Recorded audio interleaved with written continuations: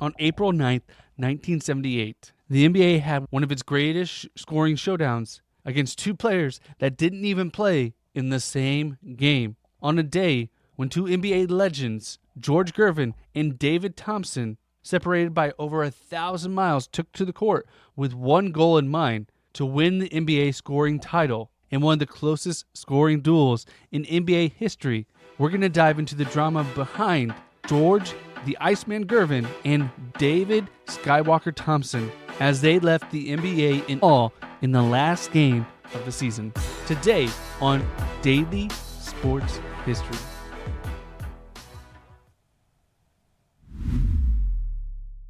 Welcome to Daily Sports History. I'm Ethan Reese, your guide, as you daily learn more about sports history, increasing your sports knowledge as we dive into the scoring showdown in 1978.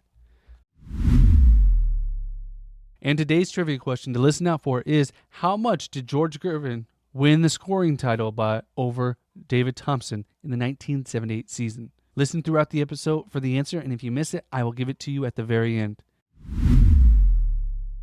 Now, the 1977-78 season was the 32nd season in NBA history, and they were still in the transitional period, bringing the ABA into the NBA 2 years prior and bringing its stars with it, which included the likes of George Gervin and David Thompson, both stars on their ABA teams, but now showing how dynamic the ABA was in the NBA. Now, Bill Walton led the Portland Trail Blazers to the best record in the NBA with 58 wins and won the MVP that year, but injuries derailed his team's dominance and left the door open for something else to take center stage as the season came to an end. So George Gervin was known for his smooth style and his iconic finger roll, and he began his pro career with the ABA and the Virginia Squires before joining the San Antonio Spurs, becoming a league legend, and he would go on to lead the NBA in scoring 4 times and be a 9-time NBA All-Star,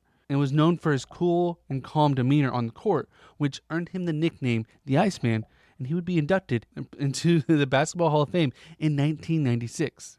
And David Thompson was again an ABA star, and he was known as an electrifying guard who could drive the lane against anybody. He starred at NC State, leading them to an undefeated season and an NCAA title in 1974, and was drafted number 1 by both the ABA and the NBA in 1975. And he chose the Denver Nuggets, where he became a high-flying sensation. He was a 5-time All-Star and won the 1979 All-Star MVP. And his career, unfortunately, would be cut short due to injuries, but he had a lasting impact on the game and would join George Gervin in 1996 in the Hall of Fame. So these two ABA legends were now in the NBA, showing how good they could score against anybody. And heading into the final game of the season, both players were averaging 27 points a game, ahead of legends like Pete Maravich, Bob McAdoo, and Kareem Abdul-Jabbar. And it all came down to the last game of the season, where they were separated by just 14 points on the scoring leaderboard. And winning the scoring title wasn't just about numbers, it was a legacy. Gervin wanted to solidify himself as one of the greatest scorers, and for Thompson, it was a chance to showcase himself amongst all the other legendary players at the time. And for the NBA, it really showed how good the ABA players were that they brought in, as they were able to continue their brilliance from the ABA to the NBA and help grow the NBA even further. And the NBA was struggling as the Portland Trail Blazers were coming off their championship win, but unfortunately their leader, Bill Walton, had a foot injury, leaving them vulnerable in the playoffs. And the league was under a cloud when Kermit Washington punched Rudy Tomjanovich, which we covered in a previous episode, and it underscored the physicality of the time and what the NBA wanted to change. And 2 teams emerged this season as the Washington Bullets faced off against the Seattle Supersonics, 2 teams no longer in existence in the NBA under those names, where the Washington Bullets would end up winning the title overall. But the last game of the season on April 9th, 1978, was an historic moment, as Gervin and Thompson prepared for their last game. Thompson was facing off first against the Detroit Pistons, as Gervin was going on to face off against the New Orleans Jazz. And there was a time gap between the games, which gave the upper hand to Gervin, who knew exactly how many points he would need to score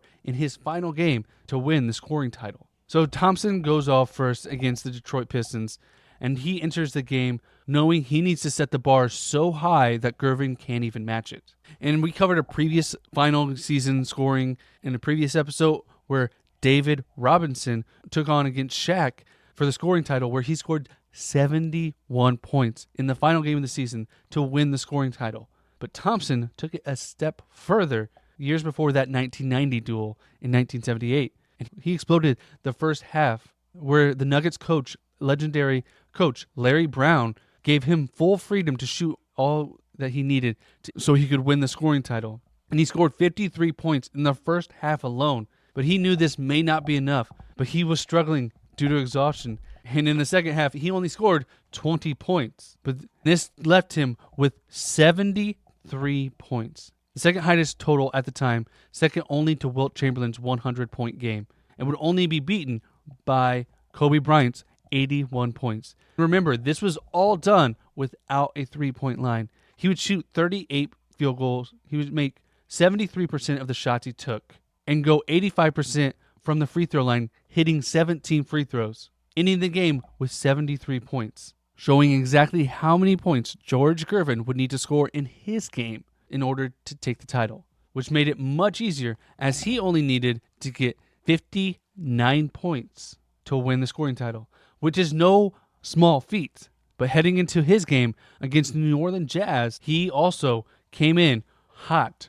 scoring 53 points as well in the first half. And knowing he only needed a few more points to win the scoring title, he slowed down in the second half, scoring only 10 points the rest of the game, ending with 63 points. He shot 47% from the field and scored 33 points in the second quarter alone. But that was enough for him to beat Thompson out by .07 to win the scoring title in 1978. Though these games were hours apart, it captivated the NBA for the entire night, lasting about 7 hours from when the first game started with Thompson until the game ended with Gervin, as everyone wanted to see who would win the scoring title. Now, though Thompson would lose the scoring title to Gervin by such a narrow margin, he admitted he wasn't focused on individual accolades, as he just wanted to play and leave it up to fate, and led him to one of the single greatest games in NBA history. Now, the scoring race is often remembered as the closest in NBA history, with Gervin getting the edge on Thompson, and it showcased different style coachings back in the day and how each player got to their goal. And the duel represented a shift in basketball towards more superstar-driven narrative rather than a team-based game, as both players embodied free-flowing offense and defined the NBA for decades and led to great future scorers in Michael Jordan and Kobe Bryant. And though this was a big moment, it was largely overlooked by the national media, as CBS chose to broadcast John Havlicek's farewell game instead of either of these games with two of the leading scorers. And there's no surviving footage by the local broadcast, and the radio recordings have been lost. And this historic moment is lost to history. We often think about how there was no video on Wilt Chamberlain's 100-point game, and this one is years later, and there's still no video and no audio. And David Thompson, this is his most memorable moment, is what he's known for, this 73-point game. It's a huge moment in history, and it really cemented himself in the legacy of NBA history, and still is the fourth highest scoring total in NBA history. George Gervin went on to win 3 more scoring titles after this, and cemented his legacy as one of the greatest basketball scorers ever. These two players will always be tied together for this one moment where they didn't even face off against each other. It was all done in the stats book. And sometimes that's all we look at when we look back in history.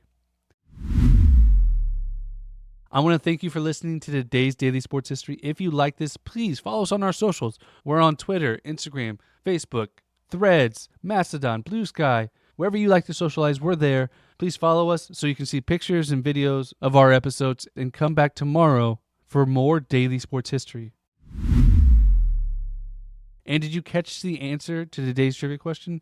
How much did George Gervin beat David Thompson for the scoring title in 1978? And the answer is by .07, he won the scoring title, the closest in NBA history.